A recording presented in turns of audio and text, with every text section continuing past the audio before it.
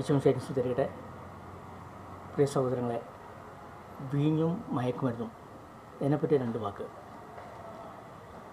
പ്രഭാഷകൻ്റെ പുസ്തകത്തിലെ 31-ാം അധ്യായത്തിൽ 27-ാം വചനം കാണിക്കുകയാണ്. മിതമായി കുടിച്ചാൽ വീഞ്ഞും മനുഷ്യന് ജീവൻ പോലെയാണെന്ന്. വീഞ്ഞ് കുടിക്കാത്തവന് എന്ത് ജീവിതമെന്ന്. വീഞ്ഞ് മനുഷ്യൻ്റെ സന്തോഷത്തിന് വേണ്ടി സൃഷ്ടിച്ചിട്ടുള്ളതാണെന്ന്. ഇത് പ്രഭാഷകനിലൂടെ പറയുന്നത് നിയന്ത്രിക്കാൻ കഴിവുള്ളവനായിരിക്കണം, അല്ലാത്തവൻ ഇത് തൊടുകയെ പോലും അരുതെന്ന്.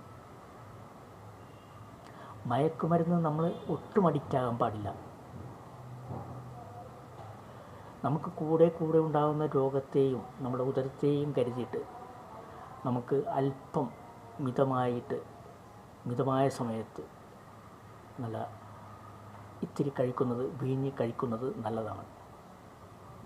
അതാണ് പൗലോസ് അപ്പോസ്തലൻ 1 തിമോത്തിയോസിന് എഴുതിയ ലേഖനത്തിൽ 5-ാം അധ്യായത്തിൽ 23-ാം വചനം കാണിച്ചിരുന്നത്. നീ വിശുദ്ധി പാലിക്കണം. വെള്ളം മാത്രമേ കുടിക്കൂ എന്ന് നിർബന്ധം പാടില്ല. അല്പം വീഞ്ഞ് അത് നിൻ്റെ ഉദരത്തെയും കൂടെ ഉണ്ടാകുന്ന രോഗങ്ങളെയും പരിഗണിച്ച് അത് നല്ലതാണെന്ന്. കൺട്രോൾ പവർ വേണം നമുക്ക്. കൺട്രോളില്ലാത്തവൻ അത് തൊടുകയും അരുത്.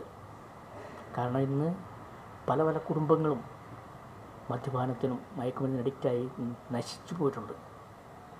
നമ്മൾ പേപ്പറിലൊക്കെ വായിച്ചിട്ടില്ലേ എന്തെല്ലാം സംഭവങ്ങളാണ് നടന്നുകൊണ്ടിരിക്കുന്നത്. മകൻ അമ്മയെ തല്ലിക്കൊല്ലുന്നു, ഭർത്താവ് ഭാര്യയെ തല്ലിക്കൊല്ലുന്നു, ഭാര്യ ഭർത്താവിനെ തല്ലിക്കൊല്ലുന്നു, അമ്മ കുഞ്ഞു പൈതലിനെ മാരകമായിട്ട് കൊല്ലുന്നു. എന്തെല്ലാം ന്യൂസുകൾ. എന്നതുപോലെ തന്നെ കൊച്ചു പിള്ളേരെ കൂട്ടത്തോടുകൂടി റേപ്പ് ചെയ്യുന്നു. മയക്കുമരുന്നിന് അഡിക്റ്റായവരാണ്. അരുതേ, മയക്കുമരുന്ന് ഒരിക്കലും കഴിക്കരുത്. അതിനെ എതിർക്കുക.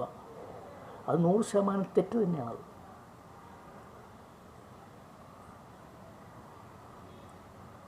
കൺട്രോൾ പവർ ഉണ്ടെങ്കിൽ അല്പം വീഞ്ഞ്. കൺട്രോളില്ലാതെ നമ്മളൊന്നും കഴിക്കരുത്. ഇല്ലാതെ വന്നു കഴിഞ്ഞാൽ നമ്മൾ മദ്യമാണെങ്കിലും വീഞ്ഞാണെങ്കിലും അതുമായിട്ട് കഴിച്ചുകൊണ്ടിരിക്കും. നമ്മൾ ലിവർ പേഷ്യൻ്റായിട്ട് മാറും, രോഗിയായിട്ട് മാറും, പണിക്ക് പോകാൻ പറ്റാത്തൊരവസ്ഥ മാറും, ഹാങ് ഓവർ കാരണം പണിക്ക് പോകാൻ പറ്റാത്തൊരവസ്ഥ മാറും, വീട്ടിൽ ദാരിദ്ര്യവും മക്കളെ വളർത്താൻ പറ്റാത്തൊരവസ്ഥയിലേക്ക് മാറും, മക്കളുടെ വിദ്യാഭ്യാസം പോകും, അവരും ഇതുപോലെ തന്നെ പാർവടത്തിലാവും. അങ്ങനെ ആവരുത്. ഞാൻ പലരും ചോദിച്ചിട്ടുണ്ട്, എൻ്റെ അപ്പനൊരു മദ്യപാനിയായിരുന്നു, തീർത്തും മദ്യപാനിയായിരുന്നു. പക്ഷേ 60 വയസ്സ് കഴിഞ്ഞപ്പോൾ അദ്ദേഹം മദ്യപാനം